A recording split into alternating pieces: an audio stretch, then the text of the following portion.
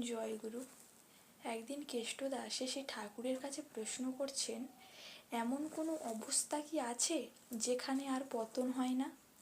শেষে ঠাকুর উত্তরে বলছেন, সমস্ত প্রবৃত্তি ইষ্টে সম্পূর্ণভাবে অন্তরাশী হলে তখন পতনের ভয় থাকে না।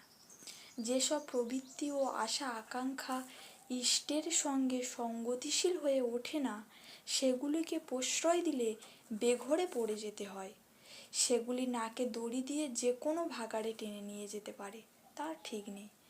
অহংকার, অভিমান ও নিজ খেয়ালের এলাকা পার হয়ে যে ইষ্টের অনুগত দাস হয়ে তার মর্জি মতো চলতে রাজি থাকে, পরমপিতার দয়ায় সে রেহাই পেয়ে যায়। যে হয় তার, সে পায় নিস্তার।